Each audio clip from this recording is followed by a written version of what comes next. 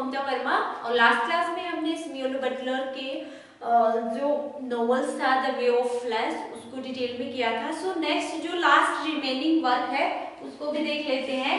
सो one last एक poem है जो रहती है सैमुअल बटलर की, दैट इज हुडीब्रास। एग्जाम के पॉइंट ऑफ व्यू से काफी इंपॉर्टेंट है हुडीब्रास। तो it is a mock heroic poem,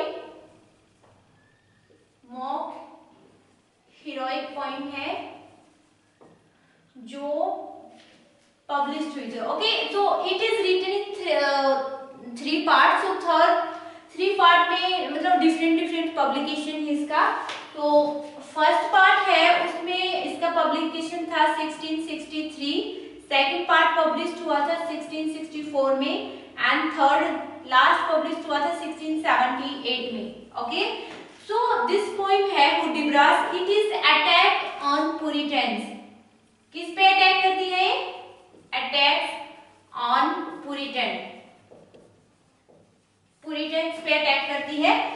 second है इसका जो टाइटल है हुडीब्रास, दैट इज केम फ्रॉम जो एडमंड स्पेंसर है हमारे एलिजाबेथन पोइट एडमंड स्पेंसर, उनकी एक एपिक पोइम है फेरी queen.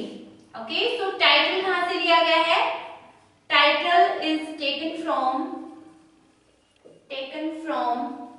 the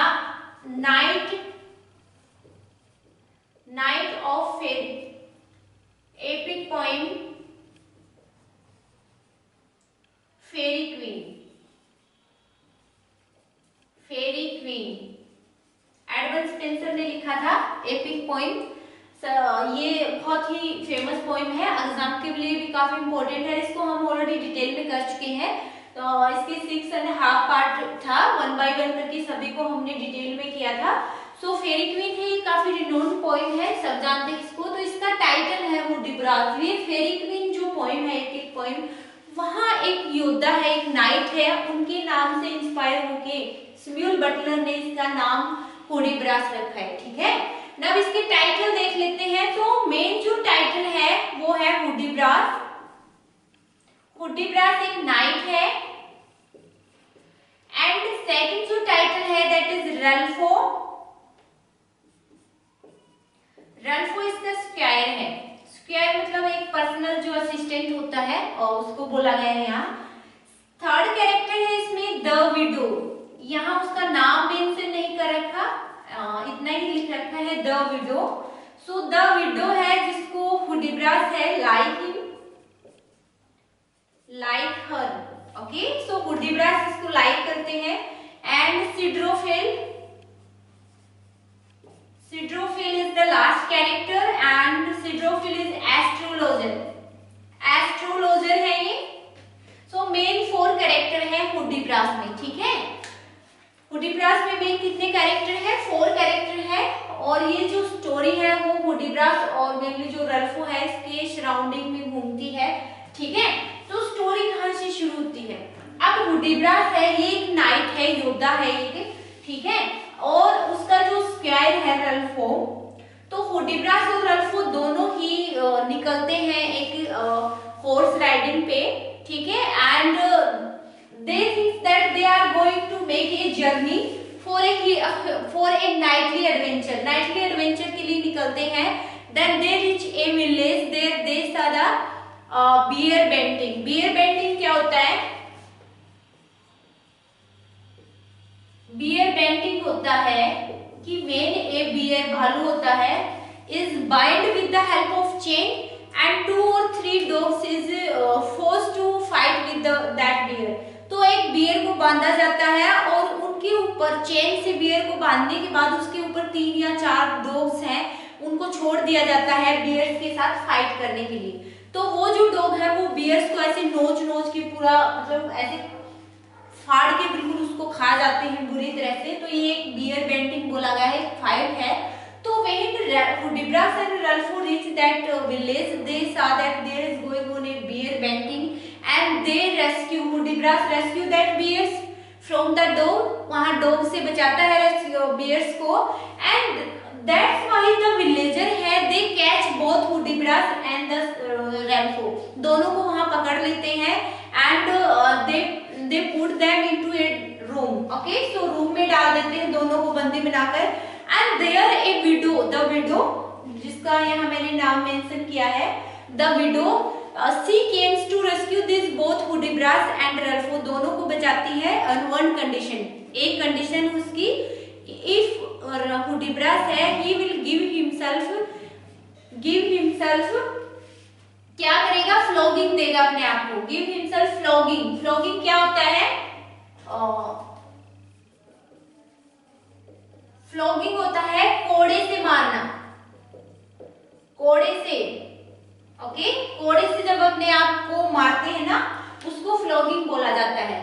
then the widow is agreed to rescue the Hudibras and his Ralph, only one condition, if Hudibras is ready to give himself flogging after release from that room, okay, so वहां से छूटने के बाद, release होने के बाद, अगर हुडिब्रास अपने आप को पनिशमेंट देगा फ्लॉगिंग्स की, विच ही डिजर्व, उसका मानना है कि उसने जो गलती की है बियर बैटिंग वाली, उसको रेस्क्यू करके बियर्स को, तो उसके लिए वो डिजर्व करता है इस फ्लॉगिंग की, और वो यहाँ से बचने के बाद अपने आप को फ्लॉगिंग करेगा, ठीक है।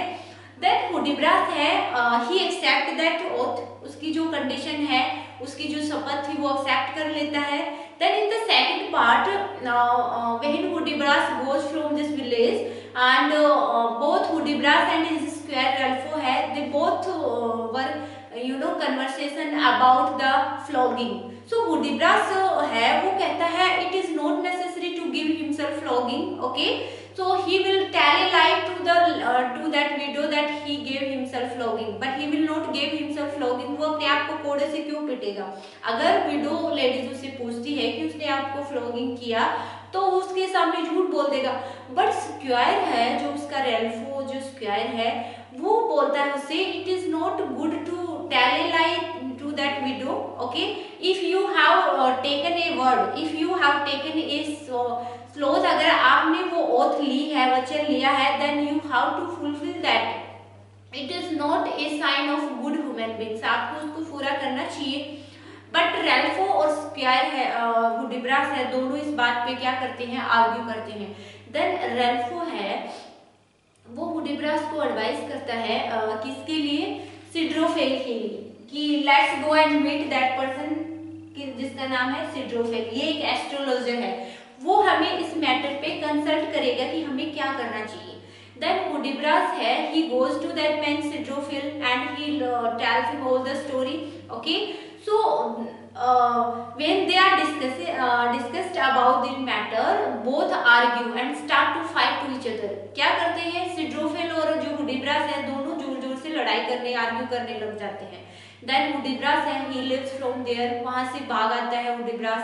एंड नाउ रेल्फो है, he goes to the widow, वो विडो के पास जाता है, and he tells everything about Hudibras, everything, he tells everything, जो भी ट्रू था, जो ट्रू स्टोरी है हुडिब्रास की, कि उसने अपने आप को फ्लॉगिंग नहीं किया, वो झूठ बोल रहा है।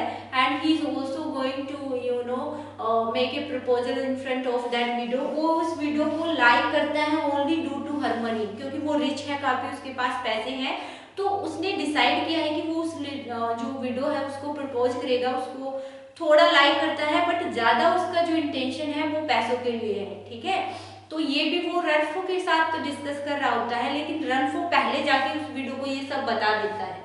नब क्या होता है, जो हुडिब्रास है, he came there to that widow and he tells everything that he gave himself flogging, okay, and how he flogged himself he knows only, उसने अपने आप को किस तरह कोड़े मारे सिर्फ वही जानता है। so it was very painful for him, वो उसके लिए बहुत दुखदायी था। so ये सब मनगढ़ंत जो फॉल्स स्टोरी है वो विडो को सुनाता है, but you know the widow is already know everything what was the truth, so what was the truth, then there is suddenly he hears the voice of knocking on the door, so जो आवाज है, दरवाजा है, वो खड़कने की आवाज आती है वहाँ। एंड हुडिब्रास है, he hide himself inside the table in the dark room, एक डार्क रूम होता है विडो के घर में, तो वहाँ उसके नीचे अपने आप को छुपा लेता है। And he thinks that सिड्रोफिल came there, क्योंकि वो उसके साथ लड़ाई करके आया है, तो उसको लगता है सिड्रोफिल यहाँ आया है। but in the dark room he find there is a 6 demon and who force to Hudibras to accept whatever he did wrong with that widow, whatever he told a lie to that widow. So जो भी उसने झूठ बोला उस window से, उसको accept करने के लिए वो डेमंस हैं, वो वहाँ उसको हुडिब्रास को बोलते हैं कि आपको ये सब एक्सेप्ट करना चाहिए, ठीक है। देन हुडिब्रास एक्सेप्ट करता है एवरीथिंग कि उसने विडो से झूठ बोला, उसने अपने आप को फ्लॉगिंग नहीं दी।